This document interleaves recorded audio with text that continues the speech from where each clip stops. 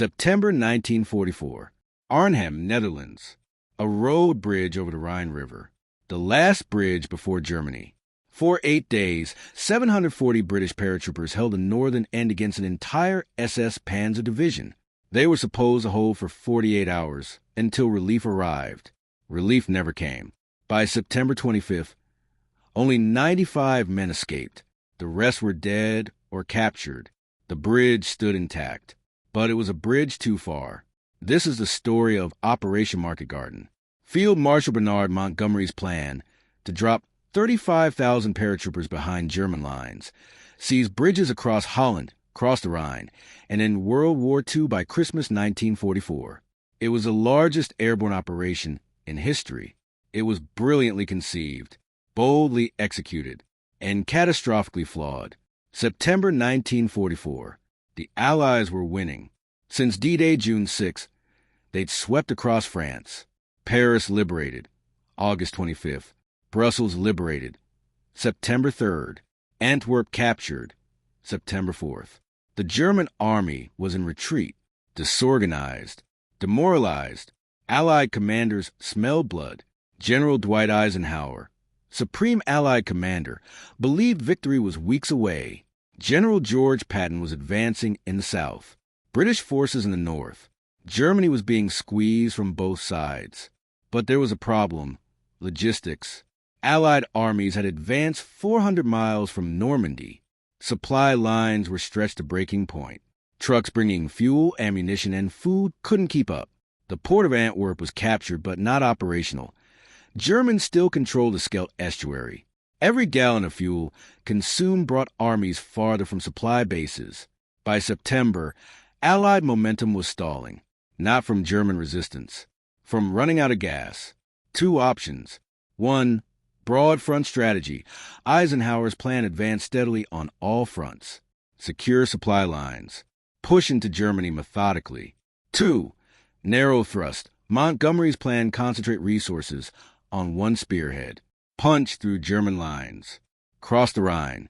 End the war quickly. Montgomery proposed a narrow thrust, the boldest operation of the war. Eisenhower approved it. Field Marshal Bernard Montgomery, commander of British 21st Army Group, proposed Operation Market Garden. 2 parts. Market, airborne assault. 35,000 paratroopers from U.S. 101st Airborne, U.S. 82nd Airborne, and British 1st Airborne dropped behind German lines in occupied Netherlands. Seize 5 bridges along 64-mile corridor from Belgian border to Arnhem. Create airborne carpet for ground forces. Garden, ground assault. British XXX Corps, 30,000 men, 20,000 vehicles. Drive up single highway from Belgium to Arnhem. Link up with paratroopers at each bridge. Cross Rhine at Arnhem. Drive into Germany's Ruhr industrial heartland. The objective: cross the Rhine, Germany's last natural barrier, outflank the Siegfried Line, and drive into Germany's industrial heart.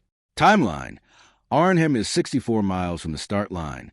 XXX Corps would advance at 2 to 3 miles per hour. Expected arrival at Arnhem, 48 hours. If it worked, Ruhr would be captured, 40% of German industry. War would end by Christmas 1944. Hundreds of thousands of lives saved. If it failed, 35,000 paratroopers would be trapped behind enemy lines. Catastrophe. Montgomery's confidence: 100%. He told Eisenhower, "I am absolutely certain this operation will succeed." He was wrong. The commanders who would execute Market Garden: Field Marshal Bernard Montgomery, 56 years old, meticulous, cautious in battle but audacious in planning. Victor of El Alamein, rival of Patton, desperate to beat Americans to Berlin. Lieutenant General Brian Horrocks, commanding XXX Corps ground advance. Energetic, wounded multiple times, respected by his men. Given impossible task: drive 64 miles up single road in 48 hours. Major General Roy Urquhart, commanding British 1st Airborne Division at Arnhem. Never commanded paratroopers before. No combat jump experience. Quiet, capable, but untested in this role. Lieutenant Colonel John Frost, commanding 2nd Parachute Battalion, British 1st Airborne. Veteran of Berneval Raid, aggressive, determined, his battalion would reach Arnhem Bridge and make history. Brigadier General James Gavin, commanding U.S. 82nd Airborne, 37 years old, youngest general in U.S. Army, combat veteran from Sicily, Normandy, assigned Nijmegen Bridge, second most important objective. Major General Maxwell Taylor, commanding U.S. 101st Airborne, Screaming Eagles, who jumped at Normandy, assigned southern bridges near Eindhoven, foundation of the corridor. These men would lead 35,000 airborne troops into Holland. Most would succeed. Some would die. One bridge would be too far. September 10th to 16th, 1944. 1 week before the operation, warnings came from multiple sources. Dutch resistance reported German panzer divisions refitting near Arnhem. SS units. Armor. Not the beaten rabble expected. RAF reconnaissance. Aerial photos showed tanks in woods near Arnhem. Possibly 9th SS Panzer Division and 10th SS Panzer Division. British intelligence. Major Brian Urquhart, intelligence officer, no relation to General Urquhart, presented photos to commanders, warned of SS Panzers. Montgomery's response. Dismissed the warnings. The intelligence is faulty. The photos show broken vehicles being repaired. Certainly not combat-ready divisions. The German army is beaten. This is their death throes. Major Urquhart persisted. He was accused of defeatism and sent on sick leave. Other officers raised concerns. Drop zones too far from bridges, 8 miles from Arnhem Bridge.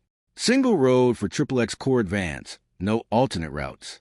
Radio equipment known to be unreliable. Weather uncertainty, autumn in Holland. All dismissed. Montgomery wanted this operation. Nothing would stop it. September 17th, 1944. D-Day. 35,000 paratroopers prepared to jump into history. Some would never return. September 17th, 1944. 1 p.m. The sky over southern England filled with aircraft. 1,545 transport aircraft. 478 gliders. 1,131 fighter escorts. The largest airborne armada in history. Larger than D-Day. Larger than any airborne operation before or since. Inside the sea, 47 transports. 20,000 American and British paratroopers. Equipment, weapons, ammunition for 48 hours. Behind the transports, gliders carrying jeeps, artillery, anti-tank guns, even small tanks. The formation stretched 100 miles long, 10 miles wide. German radar detected them immediately, but Luftwaffe was too weak to challenge. RAF and USAF fighters swept the skies. At 1 p.m., the Armada crossed the English Channel. Destination: 5 drop zones in occupied Netherlands. 101st Airborne. Drop near Eindhoven. Secure southern bridges. 82nd Airborne. Drop near Nijmegen and Grave. Secure middle bridges. British 1st Airborne. Drop near Arnhem. Secure final bridge over the Rhine. The flight took 90 minutes. No fighters opposed them. Anti-aircraft fire was light. Losses minimal. For the men inside, the flight was almost peaceful. They didn't know what waited below. 1 p.m. The drops began. 101st Airborne landed near Eindhoven with pinpoint accuracy. Minimal casualties. Light German resistance. Within 2 hours, the 101st had seized. Zaun Bridge, demolished by German seconds before capture. Vegel Bridge, captured intact. Best Bridge, captured intact. Mission accomplished. Southern corridor secured. 82nd Airborne landed near Nijmegen and Grave with equal precision. They captured Grave Bridge, captured intact, longest bridge on the route. Human Bridge, captured intact. But Nijmegen Bridge, the primary objective, was 10 miles away. The 82nd began marching toward it. British 1st Airborne landed 8 miles west of Arnhem. Why so far? RAF planners insisted. Anti-aircraft fire too heavy near the bridge. Suitable drop zones only available 8 miles west. Troops would march the bridge, arriving before Germans could react. The plan assumed speed. It assumed no significant German resistance. Both assumptions were wrong. As British paratroopers landed, German commanders reacted immediately. SS Obergruppenführer Wilhelm Bittrich, commanding 2 SS Panzer Corps, was in Arnhem when reports came in. 2 SS Panzer Divisions, 9th and 10th, were refitting near Arnhem, battered from Normandy, understrength but experienced, equipped with tanks, half-tracks, armored cars. Bittrich issued orders. 9th SS Panzer Division, move to Arnhem Bridge, block British advance.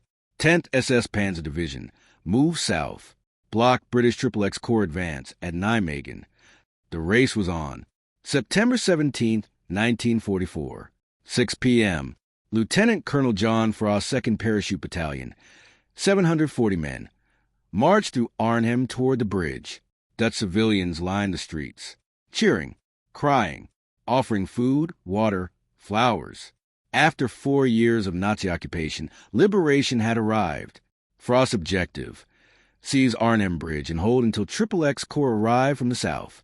Expected time, 48 hours. By 8 p.m., Frost's battalion reached the northern approach to Arnhem Bridge. German defenders were minimal.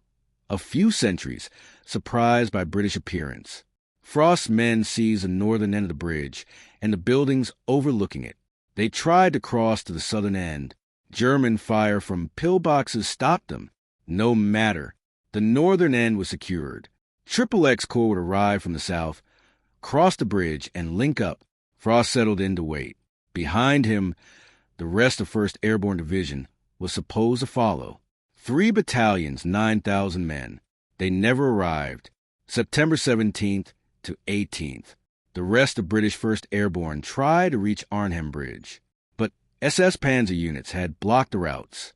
German resistance was heavier than expected, much heavier, and British radios didn't work. The radios, standard British Army sets, had limited range. Buildings and trees blocked signals. Units couldn't communicate with each other or with headquarters. General Urquhart, commanding 1st Airborne, went forward to assess the situation. His radio failed. He lost contact with headquarters. For 39 hours, the division had no commander. Urquhart was cut off in a Dutch house, hiding from Germans. Without radios, without their commander, British battalions blundered into German ambushes. The 1st and 3rd Parachute Battalions were decimated, scattered, unable to reach the bridge. Only Frost's 2nd Battalion, 740 men, held the bridge. They were alone, surrounded, outnumbered, and XXX Corps was still 64 miles away. September 17, 1944, 2:35 p.m. XXX Corps began its advance. 20,000 vehicles, 30,000 men, stretched in a column along one road. One road, no alternate routes. Soft polder land on both sides, unsuitable for tanks. If the road was blocked, the entire corps was blocked. Lieutenant General Horrocks knew the risks, but orders were orders. The plan: advance 64 miles in 48 hours. Link up with airborne forces at each bridge. Arrive at Arnhem by September 19th. Initial progress was good. German resistance was light. By evening September 17th, XXX Corps had advanced 7 miles and linked with 101st Airborne at Eindhoven. But Zoon Bridge had been destroyed. Engineers needed 12 hours to build a replacement. 12 hours lost. Already behind schedule. And ahead lay Nijmegen. And beyond, Arnhem. Time was running out. September 17th to 20th. U.S. 101st Airborne executed their mission flawlessly. Major General Maxwell Taylor's division secured the southern corridor. Vegel Bridge, held. Best Bridge, held. Zoon Bridge, destroyed but replaced by September 18th. Hell's Highway, the single road XXX Corps needed, was open, but German forces counterattacked repeatedly. The 101st held. This was the only part of Market Garden that worked as planned. The 101st suffered 2,100 casualties over 9 days, but they held their bridges. Years later, Dutch civilians still celebrate September 17th as Liberation Day. American flags fly in villages the 101st liberated. The southern corridor was secure. But 40 miles north at Nijmegen and Arnhem, Disaster was unfolding. September 17th to 20th.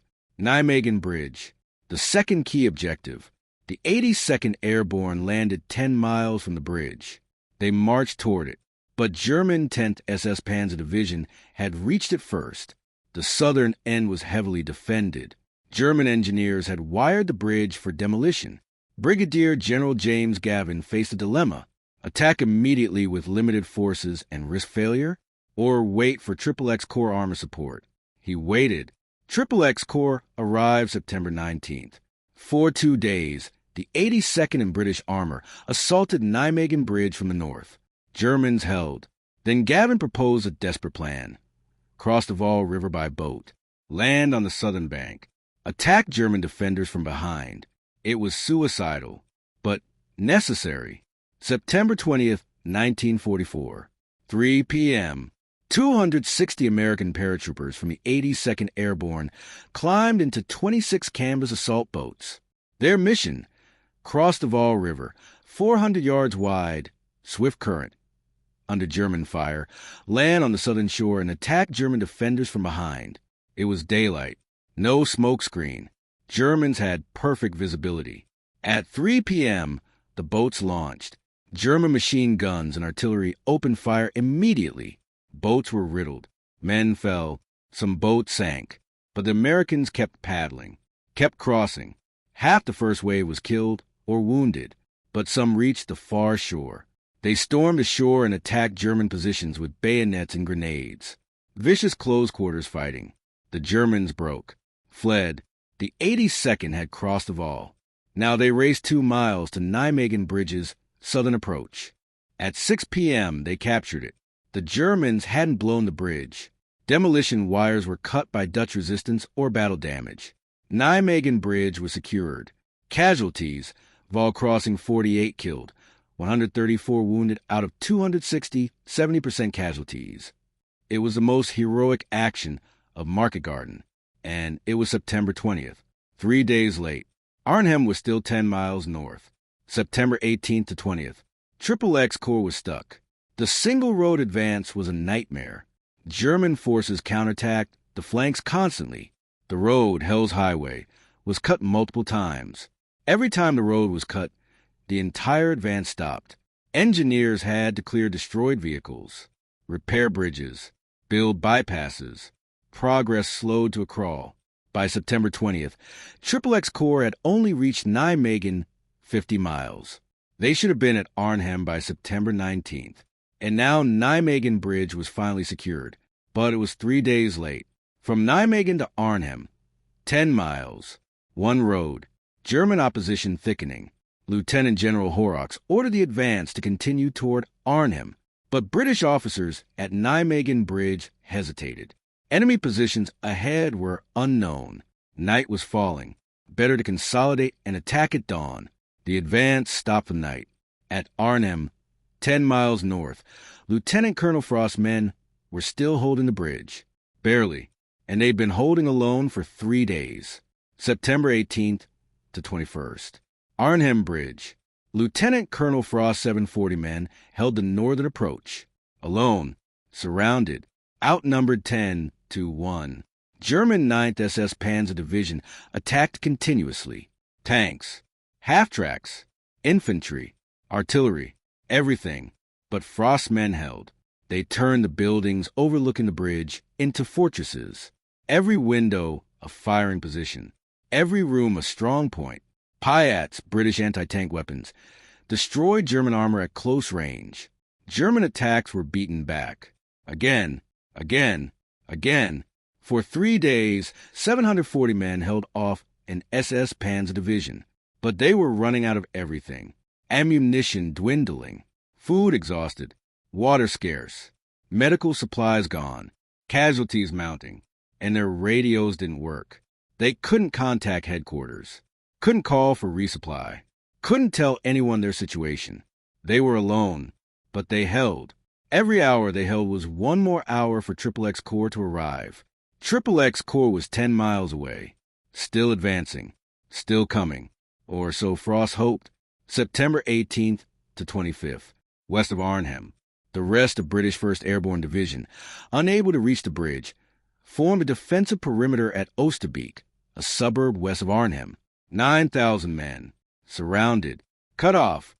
General Urquhart established headquarters at the Hartenstein Hotel and ordered, hold the perimeter. XXX Corps will break through. We must hold. But German SS units attacked the perimeter from all sides. Artillery pounded British positions constantly. British paratroopers had jumped with supplies for 48 hours. It was now day 2, then day 3, then day 4. Resupply drops were attempted, but British radios couldn't communicate drop zones to RAF. Supplies fell into German hands. Of 500 tons of supplies dropped, British forces recovered less than 50 tons. The perimeter shrank daily. Casualties mounted. Wounded filled cellars. Medics worked without supplies. Morphine ran out, but they held. Day after day, outnumbered and outgunned, British paratroopers held, waiting for XXX Corps, waiting for relief. The radios didn't work. This simple fact doomed Market Garden. British 1st Airborne used Type 22 radios for battalion-level communication. Range, 3 to 5 miles in ideal conditions. At Arnhem, buildings blocked signals. Trees interfered. Distance too great. Atmospheric conditions poor. Result, units couldn't communicate with each other. General Urquhart couldn't contact Frost at the bridge, 8 miles away. Frost couldn't contact Urquhart. Neither could contact RAF for resupply coordinates. Neither could contact XXX Corps to coordinate link-up. Urquhart tried everything. Motorcycle couriers shot by Germans. Pigeons, when arrived successfully, captured German radios, wrong frequencies. Runners on foot, most killed. Communication was nearly impossible. Meanwhile, German commanders used landline telephones and excellent radios. They coordinated perfectly. British fought blind. German fought informed. The radio failure alone might have doomed the operation, but there were other failures too.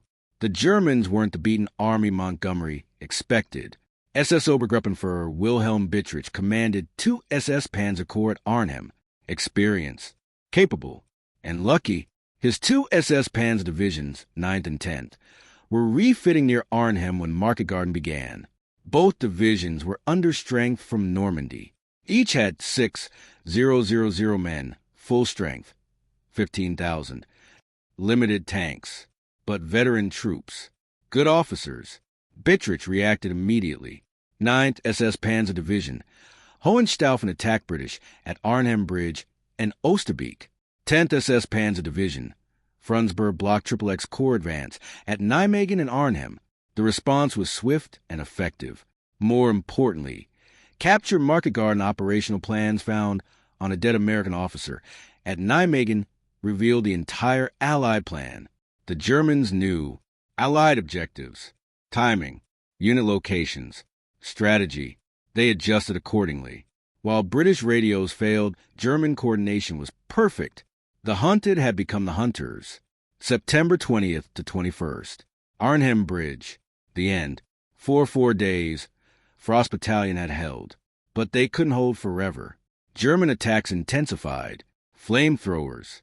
Tank guns at point-blank range. Assault guns demolishing buildings. British ammunition was nearly exhausted. Anti-tank weapons gone. Rifle ammunition counted in rounds. Wounded filled basements. Morphine gone. Water gone. Food gone. On September 20th, Lieutenant Colonel Frost was wounded by shrapnel. Command passed to Major Freddie Goff. German attacks continued through September 21st. Buildings collapsed. Fires raged. Positions were overrun one by one. By evening September 21st, fewer than 100 British soldiers were still fighting. The rest were dead, wounded, or captured. At 9 a.m., September 21st, the last British position surrendered. Of 740 men who'd reached the bridge, 100 killed, 250 wounded, 390 captured. Survivors who escaped, 0. But they'd held for 4 days and nights, against overwhelming odds. The longest any unit held a position during Market Garden. Arnhem Bridge, intact, was now in German hands. and XXX Corps was still 10 miles away. September 21st to 23rd. XXX Corps advanced from Nijmegen toward Arnhem. 10 miles. Should have taken hours. It took 3 days. The road from Nijmegen to Arnhem was narrow, elevated, and exposed. German anti-tank guns had perfect fields of fire. Lead tanks were hit and burned. The road was blocked. Infantry cleared flanks slowly, village by village, house by house. Progress, less than a mile per day. By September 22nd, XXX Corps was 2 miles south of Arnhem Bridge. 2 miles, but they couldn't advance further. German resistance was too strong, and Frost Battalion had already surrendered. The bridge was lost. But the main 1st Airborne perimeter at Oosterbeek, 5 miles west, was still holding. XXX Corps tried to link up with them. Reinforcements were brought forward. 43rd Infantry Division, Polish 1st Independent Parachute Brigade. They would try to relieve Oosterbeek, but time was running out. September 21st, 1944. Polish paratroopers arrived. The Polish 1st Independent Parachute Brigade, 1,500 men, commanded by Major General Stanislaw Sosabowski. Polish soldiers fighting for a homeland occupied by both Nazis and Soviets. They were supposed to drop near Arnhem on day 1, September 17th, but bad weather delayed them until September 21st. 4 days late, by the time they dropped, Frost Battalion had surrendered. The situation was desperate. The Poles landed near Driel, south of the Rhine River. Their objective, cross the Rhine and reinforce British 1st Airborne at Oosterbeek, but the Germans controlled both banks. Boats were scarce. British had no ferry access. Sosabowski radioed British headquarters. Asterisk, where do we cross? Send boats. Asterisk, no response. British radios still weren't working. The Poles were trapped south of the Rhine. British were trapped north of the Rhine. Only the river, 200 yards wide, separated them. It might as well have been the English Channel. September 22nd to 25th. Desperate attempts to reinforce Oosterbeek. Polish troops and British reinforcements tried to cross the Rhine, but there were only a handful of small boats, rubber dinghies, canvas assault boats. German forces controlled both riverbanks. Machine guns and artillery had overlapping fields of fire. Night crossings were attempted. Few succeeded. On September 22nd, 50 Poles crossed. 30 reached British lines. On September 23rd, 150 Poles crossed. 100 reached British lines. On September 24th, no crossing attempted. Too dangerous. The trickle of reinforcements didn't change the situation. The Oosterbeek perimeter was still surrounded, still under constant attack, still running out of supplies. By September 24th, the situation was hopeless. General Urquhart faced reality: evacuation or annihilation. Montgomery authorized withdrawal. Night of September 25th to 26th, 1944. Operation Berlin, the evacuation. British 1st Airborne would withdraw across the Rhine under cover of darkness. The plan: withdraw silently from Oosterbeek perimeter, cross Rhine using boats provided by Canadian engineers, reach XXX Corps line south of river, leave wounded behind, couldn't be moved. At 9 p.m. September 25th, the withdrawal began. Paratroopers moved silently, boots wrapped in cloth. No talking, no lights. German artillery fired continuously, but they didn't know British were evacuating. They thought it was normal nighttime harassing fire. At the riverbank, small boats, rubber dinghies, rafts, Canadian and British engineers ferrying troops across. The river was 200 yards wide. Swift current, dark, boats capsized, men drowned. German fire intensified when they discovered the crossing, but most made it across. By dawn, September 26, 2,163 British paratroopers had escaped. Left behind at Oosterbeek, 1,200 British wounded, captured by Germans, 1,000 dead, 3,000 captured, unwounded. Of 10,005 British troops in 1st Airborne Division, 1,500 killed, 6,500 captured, 2,000 escaped. The British 1st Airborne Division was destroyed. Operation Market Garden ended September 26, 1944. Objectives: Crossmark Cross Rhine at Arnhem failed. Crossmark outflank Siegfried Line failed. Crossmark drive into Germany's Ruhr failed. Crossmark end war by Christmas 1944. War continued until May 1945. Achievements: White Heavy checkmark liberated southern Netherlands. White Heavy checkmark secured 50-mile corridor from Belgium to Nijmegen. White Heavy checkmark captured Nijmegen Bridge, second largest bridge en route. Casualties: British 1st Airborne Division, 8,000 casualties, 1,500 killed, 6,500 captured. XXX Corps, 1,500 casualties. American 82nd Airborne, 1,432 casualties, 215 killed. 101st Airborne, 2,118 casualties, 328 killed. Polish 1st Parachute Brigade, 378 casualties, 92 killed. Allied total, 17,000 casualties. German 6,000-8,000 casualties, estimates vary. Dutch civilians, 500 killed in battle areas. Total, 24,000 casualties in 9 days. Comparison: Normandy D-Day, June 6, 10,000 Allied casualties, 1 day. Market Garden, 17,000 Allied casualties, 9 days. Market Garden average, 900 casualties per day. The largest airborne operation in history was a costly failure. Who was to blame for Market Garden's failure? Montgomery, overconfident, ignored intelligence, rushed planning, insisted on single road advance, claimed the operation was 90% successful. Afterward, it wasn't. Intelligence failures, ignored Dutch resistance reports of SS panzers, dismissed aerial photos, sent Major Urquhart on sick leave for raising concerns. RAF planning, insisted on drop zones 8 miles from Arnhem Bridge, refused closer drops due to anti-aircraft concerns, which proved minimal. Radio equipment, known to be unreliable, used anyway. Communication breakdown was predictable and preventable. Weather delays, Polish Brigade delayed 4 days. Resupply drops delayed. XXX Corps, too slow, hesitated at Nijmegen, but given an impossible task, 64 miles on one road in 48 hours was always unrealistic. German competence, underestimated. SS Panzer divisions were battered but experienced. They reacted quickly and effectively. No single villain. Multiple failures compounded. But Montgomery bore ultimate responsibility. He designed the plan. He dismissed the warnings. He insisted it would work. After the war, Montgomery wrote, "In my prejudiced view, if the operation had been properly backed from its inception, it would have succeeded." Others disagreed. General Gavin, 82nd Airborne, "The plan was flawed from the start. We tried to do too much with too little." Lieutenant Colonel Frost, Arnhem Bridge, "We were magnificent in failure." For the Dutch, Market Garden was tragedy. Southern Netherlands was liberated.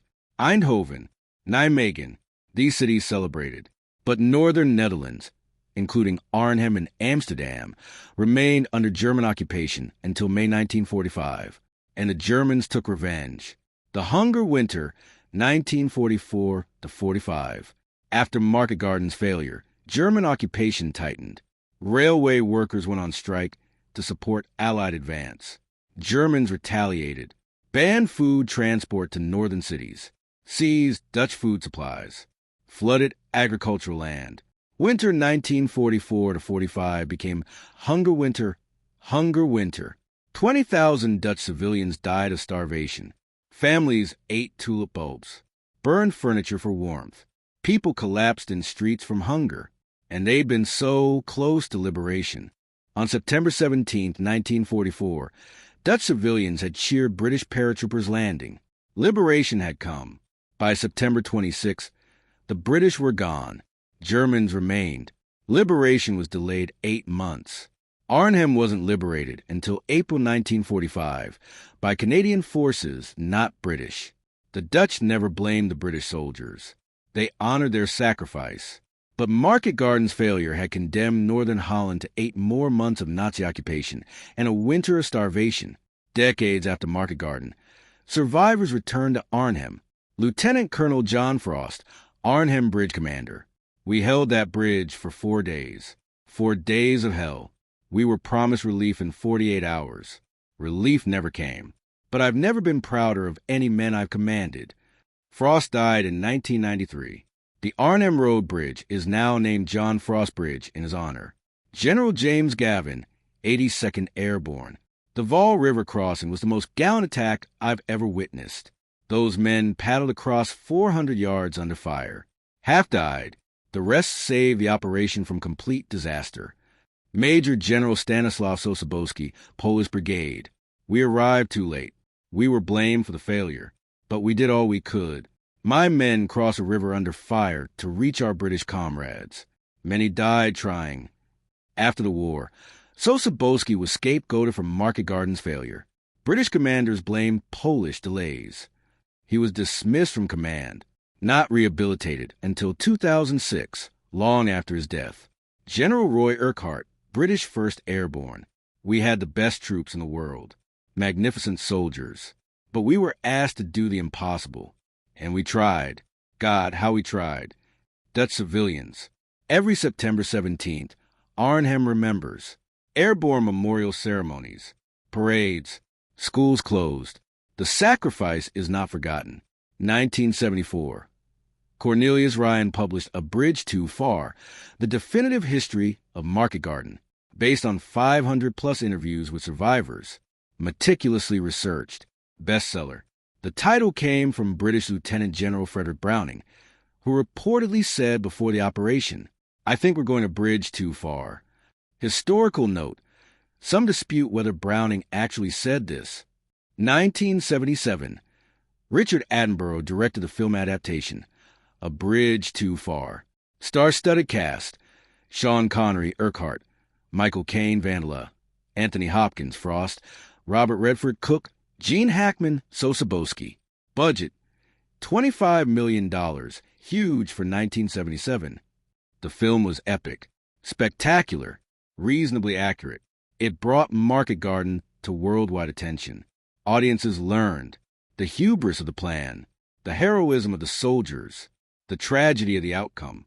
But the film simplified some aspects and compressed timelines. Still, it honored the soldiers and told their story. A Bridge Too Far remains a definitive cinematic portrayal of Market Garden. Was Market Garden worth attempting? Arguments for, if it had succeeded, the war would have ended months earlier. Hundreds of thousands of lives saved. The attempt was worth the risk. Capturing the Rhine crossings would have outflanked German defenses, open route to Ruhr industrial region, potentially shortened war by 6 months. Arguments against. The plan was fundamentally flawed. Ignored intelligence, relied on luck, risked 35,000 paratroopers on unrealistic assumptions. The failure cost 17,000 casualties and achieved little. The corridor to Nijmegen was useful but not war-winning. Arnhem's failure offset any gains. What was achieved? Southern Netherlands liberated, but Northern Netherlands condemned a hunger winter. Nijmegen Bridge captured, useful for later operations. German forces tied down defending Holland, couldn't reinforce other fronts. What was lost? British 1st Airborne Division destroyed, never fully reconstituted. 17,000 Allied casualties. Momentum lost, war continued 8 months. Allied confidence shaken. Historical verdict. Most historians. Brave attempt, flawed execution. Not worth the cost. But soldiers who fought there, we did our duty. We tried the impossible. Remember us for the attempt, not the failure. Market Garden's failure changed Allied strategy. If Market Garden had succeeded, Rhine crossed September 1944. Germany's Ruhr captured October 1944. War possibly ends winter 1944-45. Soviet advance into Eastern Europe limited. Post-war map of Europe different. Actual history after Market Garden. October-November 1944. Allies focused on clearing Scheldt Estuary. Antwerp port finally opened November 28. Supplies could finally reach front lines. December 1944, Battle of the Bulge, German counteroffensive in Ardennes, delayed Allied advance 6 weeks. March 1945, Rhine finally crossed at Remagen, bridge captured intact by chance. Market Garden's objective achieved 6 months late. May 8, 1945, Germany surrendered. Market Garden's failure meant war continued 8 more months. Hundreds of thousands more died, including Holocaust victims, Eastern Front casualties, Allied bombing casualties. Soviet forces advanced deeper into Europe. Post-war division of Europe more favorable to USSR. The what-ifs are endless, but history happened as it happened. Market Garden was a magnificent failure. The soldiers who fought, they were not failures. They were heroes who tried the impossible. Across the Netherlands, memorials honor Market Garden. Arnhem, John Frost Bridge, renamed 1977 to honor the battalion commander. Airborne Museum Hartenstein, in former 1st Airborne headquarters, preserves artifacts, tells a story. Arnhem Oosterbeek War Cemetery, 1,680 Commonwealth graves, mostly British 1st Airborne. Nijmegen, Val Crossing Monument, honors 82nd Airborne's river assault. Nijmegen Bridge Memorial, plaques remembering liberation. Driel, Polish Memorial, honors Polish 1st Parachute Brigade.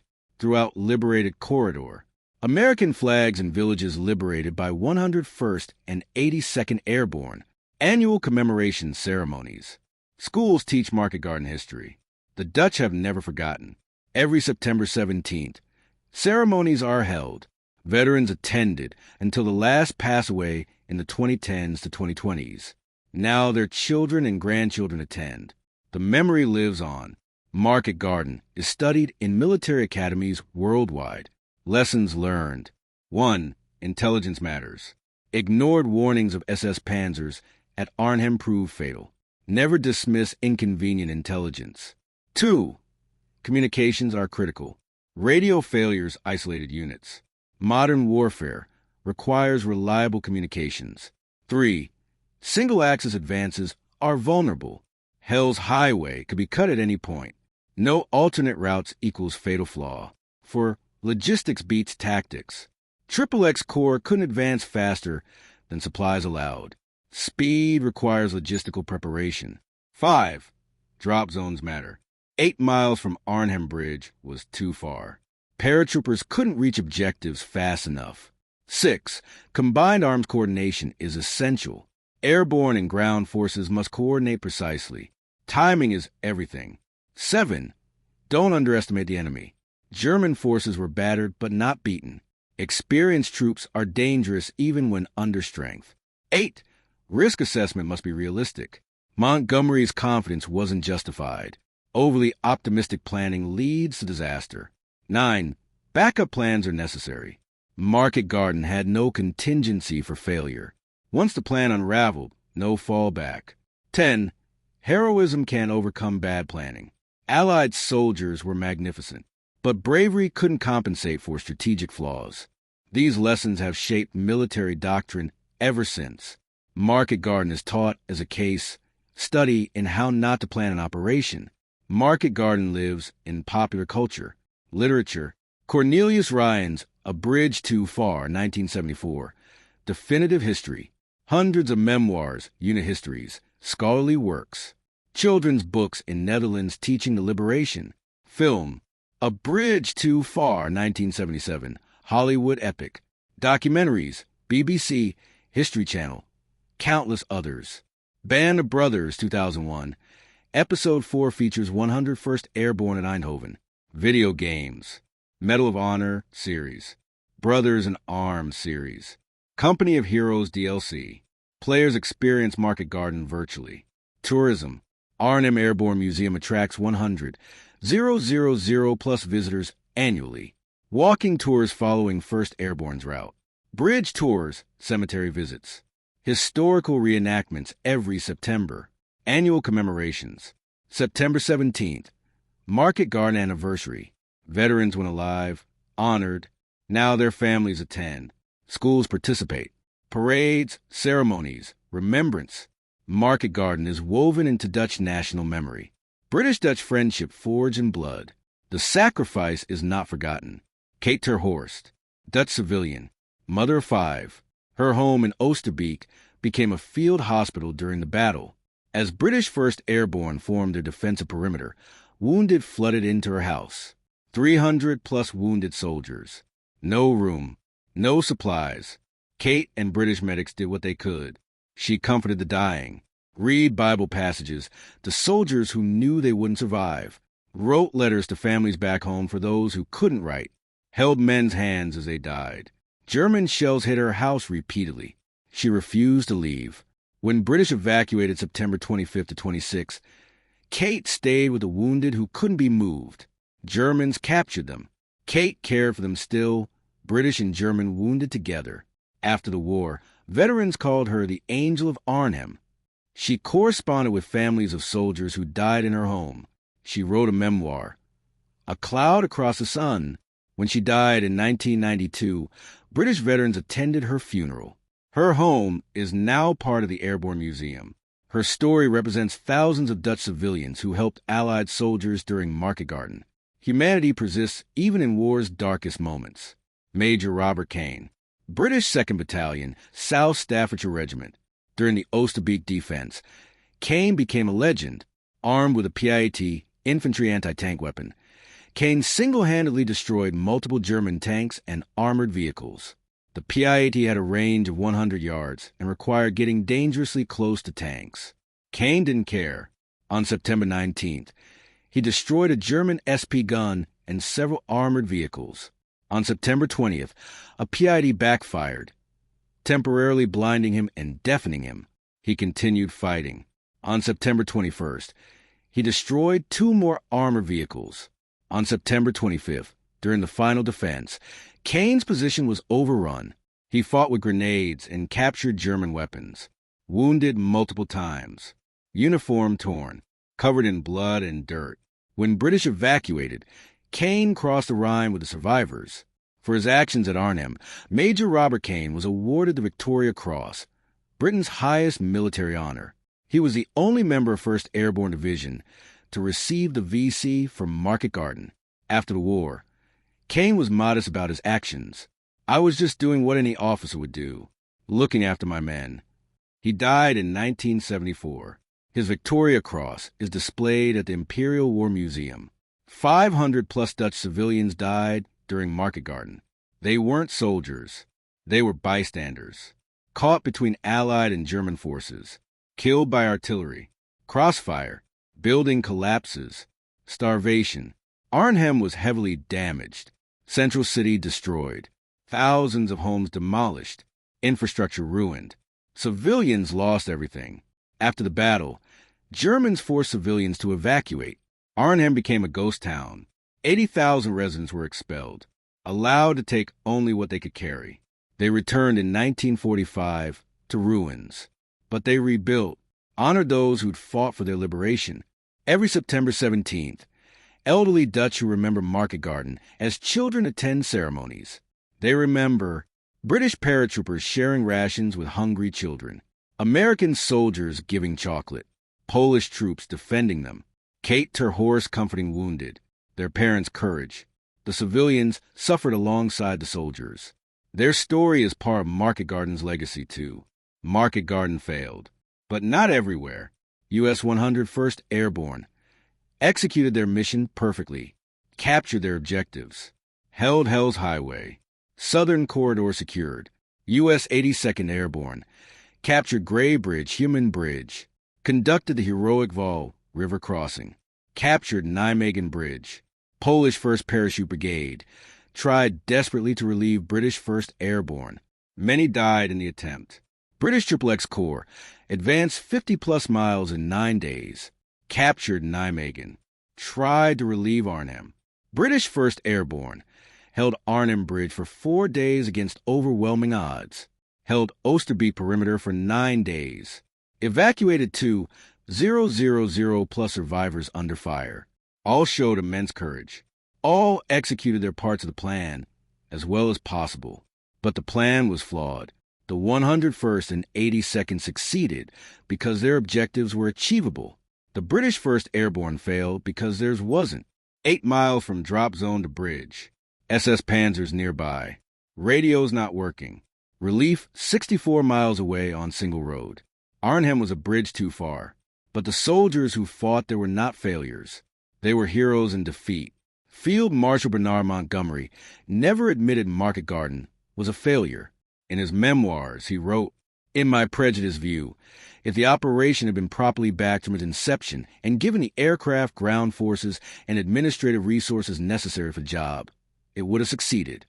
He claimed it was 90% successful. The corridor to Nijmegen was captured. Others disagreed. General Gavin, 82nd, the plan was flawed from the start. Historians, Montgomery's overconfidence and dismissal of intelligence led to disaster. But Montgomery retained command. His reputation was damaged but not destroyed. He commanded 21st Army Group until war's end. Accepted German surrender in May 1945. Post-war, Chief of Imperial General Staff, then Deputy Supreme Allied Commander NATO. He never apologized for Market Garden, but privately he knew. In 1945, he visited Arnhem Oosterbeek War Cemetery, stood before 1,680 graves, wept. He never spoke publicly about that visit. Montgomery was brilliant and flawed. Market Garden was his most audacious plan and his greatest failure. The last Market Garden veterans died in the 2010s to 2020s. They were teenagers in 1944, old men when they passed. Every September, they returned to Arnhem, to Nijmegen, to Eindhoven. They met Dutch friends, visited graves, told their stories. British veterans, we did our duty. We tried. That's all anyone can ask. American veterans, we jumped into hell and fought our way through. We do it again. Polish veterans, we were blamed, but we did all we could. History has vindicated us. German veterans, rarely attended, but some did late in life, quietly, respectfully. The last 1st Airborne veteran died 2020, age 100. The last 82nd Airborne Market Garden veteran died 2022, age 99. Now only their children carry the memory, but the Dutch ensure it's not forgotten. Schools teach Market Garden. Children visit cemeteries. Museums preserve artifacts. The soldiers are gone, but the story lives on. Today, Arnhem is peaceful. The John Frost Bridge carries traffic across the Rhine. Cars, trucks, bicycles. Tourists photograph it. Few realize the battle fought here. But plaques tell the story. Museums preserve memory.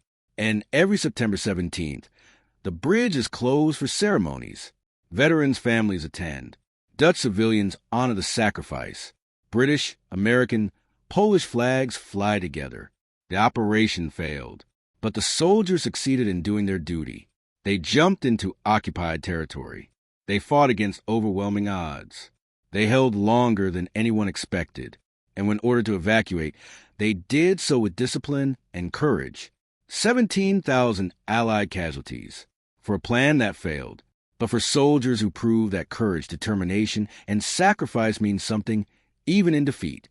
Operation Market Garden was a bridge too far, but the men who fought there went as far as any soldiers could. We remember them. We honor them. We learn from their sacrifice. Thank you for watching this documentary. If you found this story fascinating, please like, subscribe, and share.